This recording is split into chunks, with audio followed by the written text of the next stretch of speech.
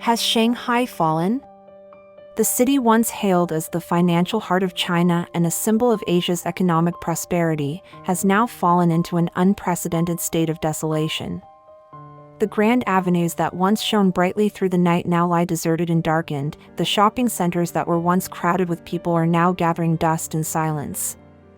A megacity once celebrated as a model of development has now become the starkest symbol of decline. 最近呢，几乎天天出门，我这不是地铁族。 Lately, I've been going out almost every day. I take the subway every day, and even during rush hour. It doesn't feel nearly as crowded as it used to be in Shanghai. Before the pandemic, people used to say, Shanghai subway is so packed it could crush you. While Beijing subway is so empty you could hear a pin drop. Everyone said the most crowded lines were Line 9.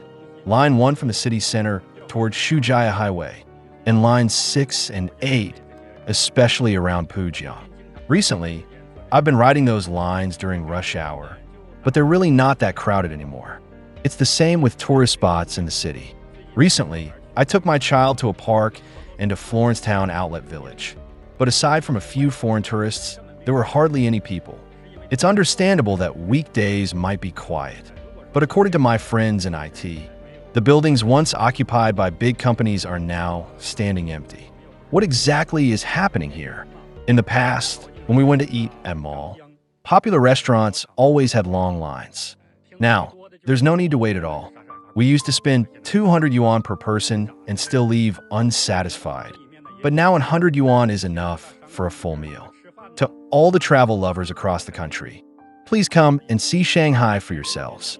I'm not originally from here, but I sincerely hope this city can regain its energy once again. Walking through once crowded streets such as Nanjing Road, Huaihai Road, or the bustling Lujiazui Commercial District, one now feels an overwhelming sense of emptiness. Hundreds of shops have closed simultaneously, with faded for-lease signs hanging everywhere.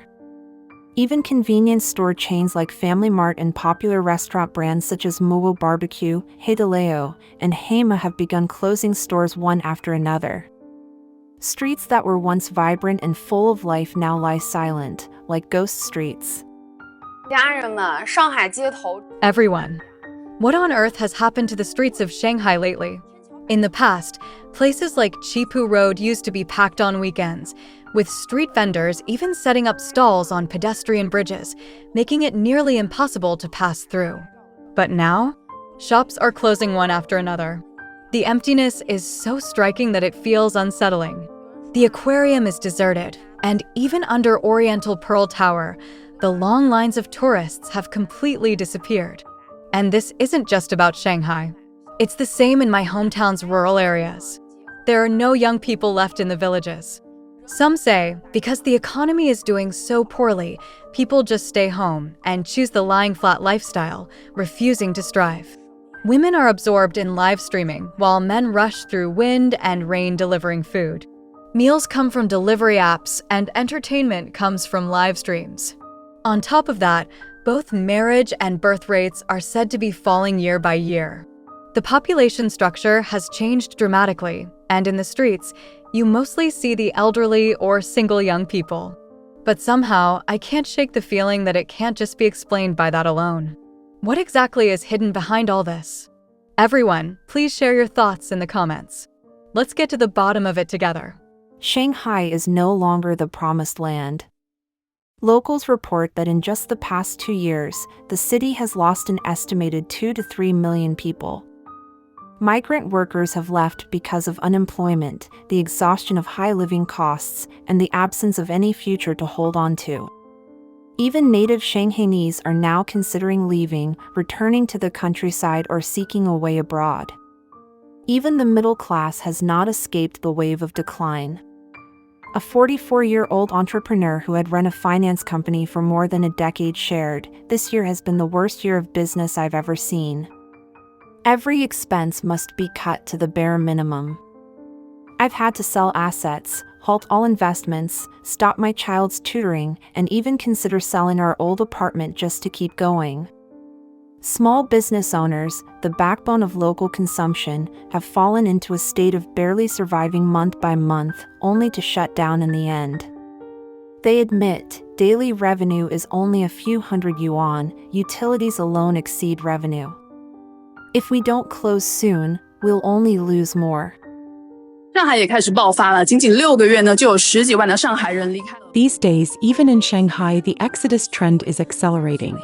In just half a year, more than 100,000 residents have left districts such as Pudong, Huangpu, Minhang, and Sui. Their destination is a small country with just over 10 million people. That country is now being bought up by Chinese citizens. Last year, more than 7,000 homes were sold there, and over 4,000 of them were purchased by Chinese buyers. You might think it's because of the pleasant climate, low cost of living, or ideal conditions for tourism and leisure. But the real reason is far more straightforward. In this country, purchasing property worth more than 250,000 euros grants permanent residency to an entire 3-generation family. No language skills or educational background are required. Children can attend high-quality international schools at 1/3 the cost of those in China. And in public schools, education from kindergarten to doctoral level is completely free. Moreover, residents gain visa-free access to 29 countries under the Schengen Agreement. That country is Greece, a land of ancient civilization with thousands of years of history. And what's more, one doesn't even need to live there to keep permanent residency status. Shanghai was once the destination for millions of workers from across China. But today, the city no longer has room for them.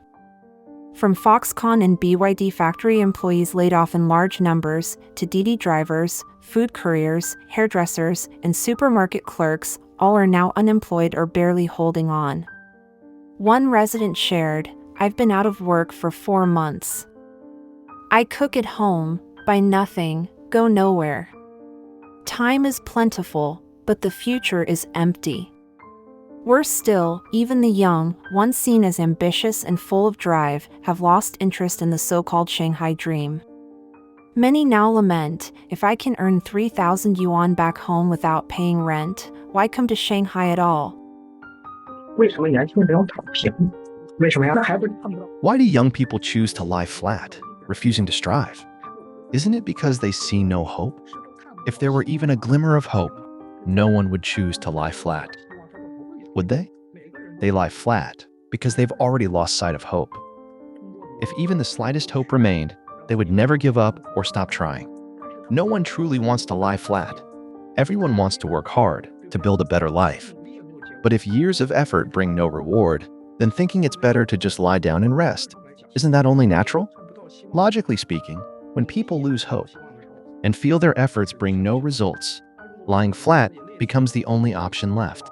If they don't, they'll just keep struggling until they burn out, and still, nothing will change.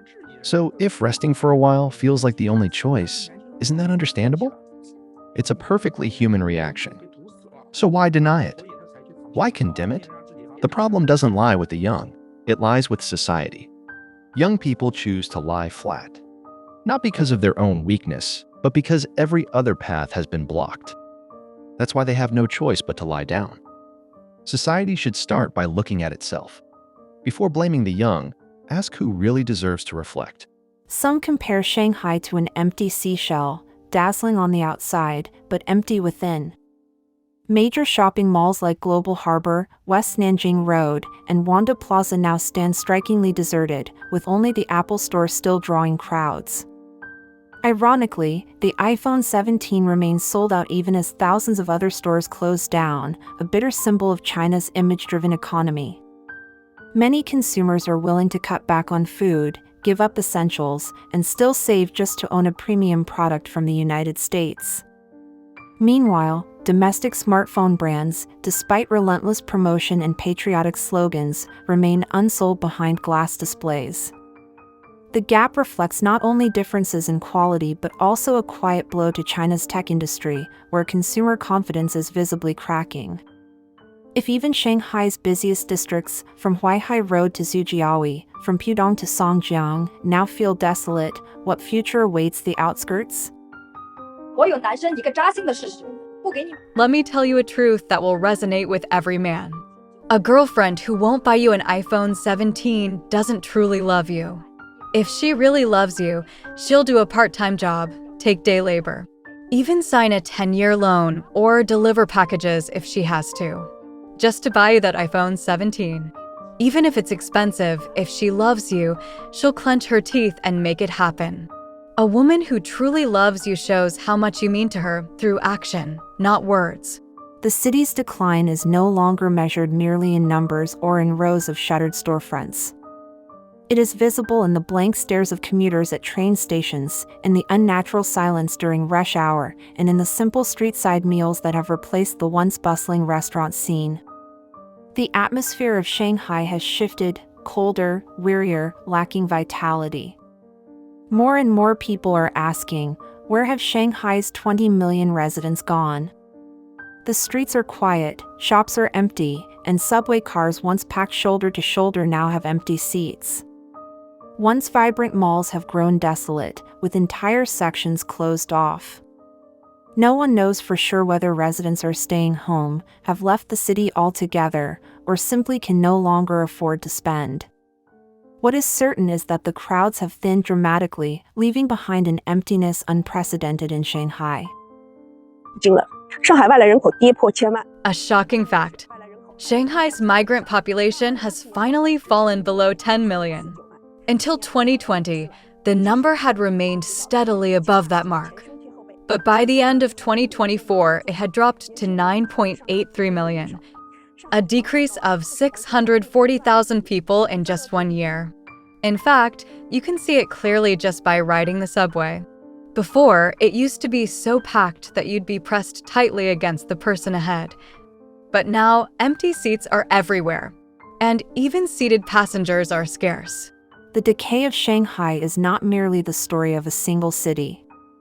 It is a clear signal that China's broader economy is plunging into crisis, with consumer confidence collapsing, capital flight, and unemployment spreading across all social strata.